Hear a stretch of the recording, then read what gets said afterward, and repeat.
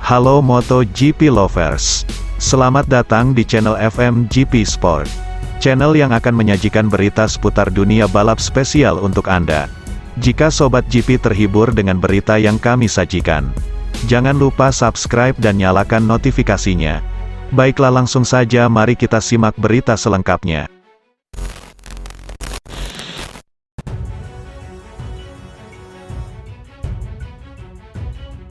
Seri ke-10 MotoGP 2022, Grand Prix Jerman, akan dimulai hari ini, Jumat tanggal 17 Juni tahun 2022.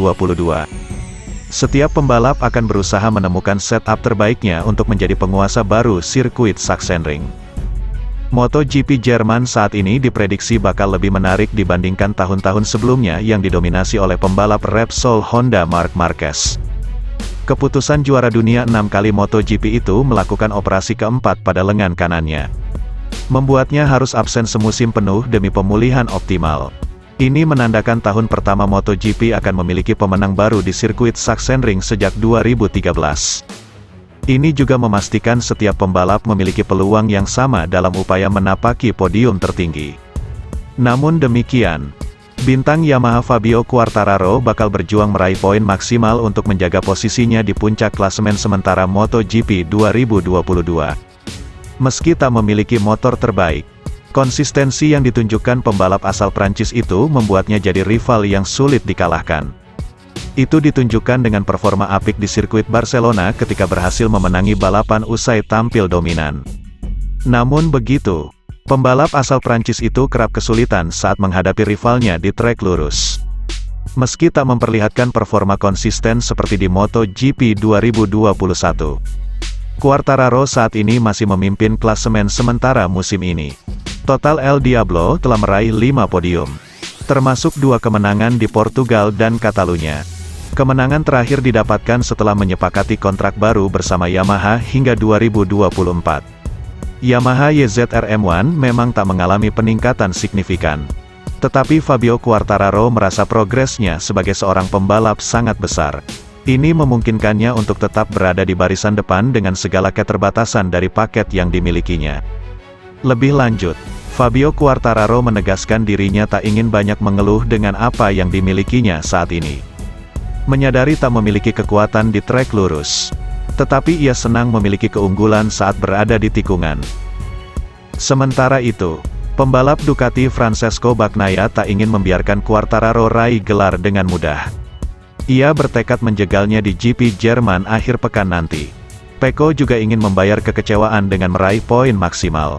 Tambahan 25 poin sangat penting bagi pembalap asal Italia itu untuk memangkas jarak di klasemen, yang mana saat ini tertinggal 66 poin dari Fabio Quartararo.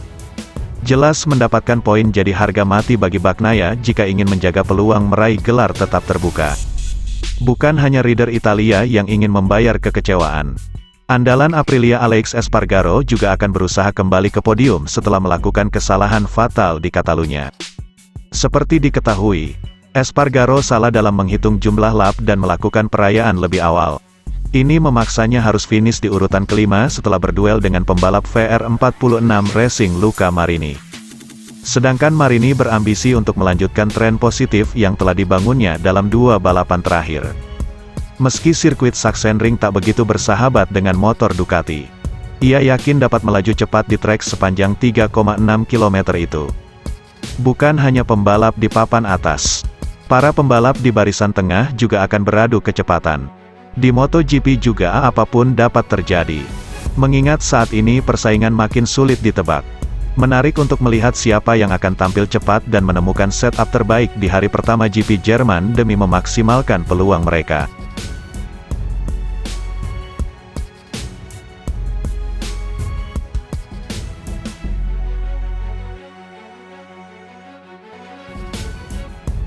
Sobat GP jangan kemana-mana, karena setelah ini masih ada berita menarik lainnya.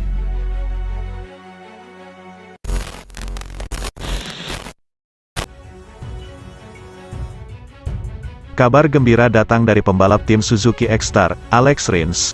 menjelang berlangsungnya MotoGP Jerman di sirkuit Sachsenring akhir pekan ini, 17 hingga tanggal 19 Juni tahun 2022. Para dokter yang merawatnya sudah menyatakan kondisinya siap untuk turun. Meskipun pemeriksaan terakhir tetap harus dilakukan. Rins mengalami retak tulang piramidal pada pergelangan tangan kiri setelah mengalami kecelakaan hebat di tikungan satu lomba MotoGP Catalunya, tanggal 5 Juni lalu. Kecelakaan tersebut juga melibatkan Takaaki Nakagami, LCR Honda Idemitsu, dan Francesco Pecco Bagnaia, Ducati Lenovo Team. Seperti diinformasikan tim Suzuki, pengumuman dari tim dokter pimpinan Dr. Xavier Mir ini sifatnya sementara. Dr. Xavier sudah menyatakan Rins dalam kondisi cukup baik untuk turun di Sachsenring. Meskipun begitu ia masih harus dinyatakan lolos tes medis terakhir dan sejumlah tes kesehatan lain dari penanggung jawab medis MotoGP pimpinan Dr. Angel Charte. Hasil pemeriksaan dari tim Dr. Charte inilah yang nantinya memutuskan layak atau tidaknya Rins untuk turun di GP Jerman. Mengacu pada jadwal, hasil pemeriksaan Rins akan diumumkan pada Kamis tanggal 17 Juni tahun 2022. Alex Rins menemui saya pada Rabu pagi, sebelum perjalanan ke Jerman memeriksakan kondisi pergelangan tangannya. Kami melakukan sejumlah tes dan kondisinya terlihat membaik meskipun belum pulih benar. Tutur Dr. Xavier, pergelangan tangannya belum bisa digerakkan. Rins mengaku ingin mencoba latihan berlari. Tetapi mungkin ia akan butuh painkiller dan fisioterapi dalam beberapa hari ini. Di sisi lain, selama sepekan terakhir, Alex Rins mengaku berupaya keras untuk merehabilitasi pergelangan tangannya secepat mungkin. Setelah masukan dari tim dokter dan para ahli, saya langsung intensif menjalani program pemulihan dan mencoba berbagai gerakan dan mengurangi rasa sakit.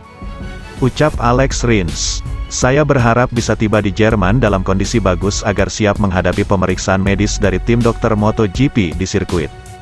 Dan berharap mereka mengizinkan saya untuk berlomba, kata Rins, yang sudah mengoleksi satu podium P3 musim ini. Alex Rins sempat menjadi salah satu favorit juara MotoGP pada awal-awal musim ini dengan berada di posisi kedua dan ketiga. Namun 3 kali beruntun tidak mendapatkan poin karena kecelakaan. Membuat peringkat ketiga MotoGP 2020 itu kini turun ke posisi ke-7 klasemen menjelang balapan ke-10 di Jerman. Terima kasih sudah setia di channel ini. Nantikan ulasan-ulasan menarik lainnya dari channel FMGP. Jangan lupa tinggalkan subscribe-nya dan sampai jumpa.